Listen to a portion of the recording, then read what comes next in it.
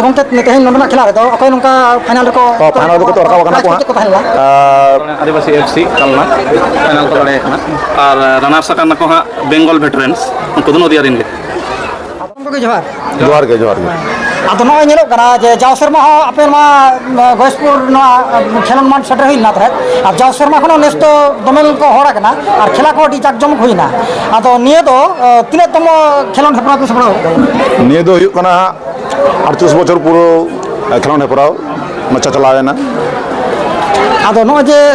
ᱯᱨᱚᱛᱛᱮᱠ 15 আগস্ট ᱨᱮ ᱱᱚᱣᱟ ᱯᱷᱩᱴᱵᱚᱞ ᱠᱷᱮᱞᱳᱰ ᱯᱮ ᱠᱚᱨᱟᱣ ᱛᱟᱵᱚ ᱟᱫᱚ ᱱᱚᱣᱟ ᱫᱚ ᱚᱠᱟ ᱩᱯᱚᱞᱚᱠᱠᱷᱮ ᱯᱮ ᱠᱚᱨᱟᱣ ᱛᱟᱵᱚ? कदा हुयुग कना तेहनो बड़ायाबन जतो फुटबॉल महा दिन कना जहां भारत दिसम लेना तेहन लगान दिन रे तो ओना करे विशेष करते जहां आले हापराम को बाबा को से काका को बड़ माराम को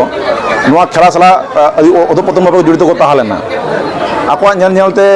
जखन आको को बगिया लिया तो आले हों ओना ढरता के तामा का आले तो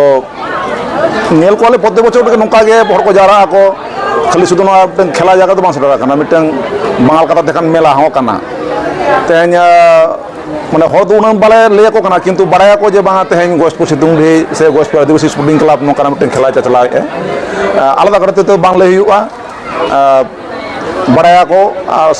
दमे खन दमेल को सेरा हरक करना को ना तो आले दो चेदा जहां आपले कान संबादिक हर गो को लय सुदु आपा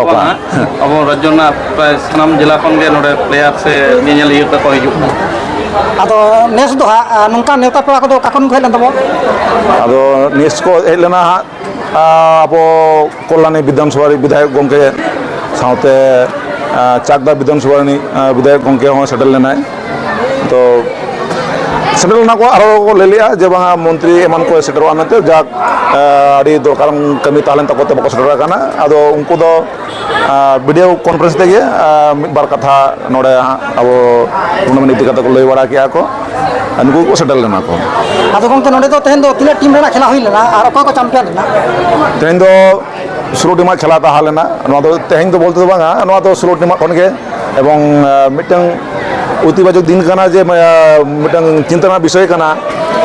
जे मिद दिन रे आले तो किंतु 16 टीम ले खेलो छे सेता 8टा खन खेला एतबवा सिंगल एकदम 5:30 6टा धाबी खेला चालुआ और नोआ कारण ना जे जे ए कारणते टूर्नामेंट सफल भावे हुयुग काना कारण जतो हर गे ग्रोसप को एमो काना को गोसपट एमकान तेगे नुका भागी टूर्नामेंट से नुका झूठ झमेला बांग काते भागिया मिटन खेला सानाम दर्शक को नेले आको भोगे आको माने रसगे आको आदो गंके तेहन नोडना खेला रे दो अकोय नुका फाइनल को तो रकाव काना को आदिवासी एफसी कलना फाइनल को लड़े और रनर्स अकान को हाँ बेंगल वेटरेन्स उनको दोनों दिया रिंगे आदो नोडे दो चेल का तहया प्राइस ना गनों को प्राय सिरपो लेकाते ताहे कना नेल जोंग लेकान ट्रॉफी ओना साउते 30,000 मिड टाका और रनर्स अप हो नेल जोंग लेकान ट्रॉफी ओना साउते 25,000 मिड टाका एछाड़ाओ जतो आडी रकमा गे प्राइस ताहे कना best scorer man of the match man of the series लेकाते आयमा प्राइस ताहे कना और नोडे दो तेहन दो ना फुटबॉल खेला छाड़ा और चेक नंकाना प्रोग्राम को आयोजन का सलाम बांगा निये धाव दो हाँ ओंकाना जाना प्रोग्राम दो आले दो बाले आयोजन का आदो आले अतुरिन के कटी कटी बाबू को मई को उनको को रस्ते को हाँ अब स्टेज चेतान रे उनको हो आको साहस बढ़ाव खातिर से आको टैलेंट देखाव खातिर जे को प्रोग्राम को देखाव तबना अभी अभी सारा गंका अपना रूम अलिंग दो सुनील किस्कू अलिंग नोआ क्लब रनिक के सदस्य अबिन दो अलिंग तुम दो किशुन मंडी अलिंग दो नोआ क्लब रेन सेक्रेटरी काना अलिंग अलिंग तुम दो छोटन सोरेन अलिंग दो कालीसला सेक्रेटरी काना अलिंग सारा सनम के जोहार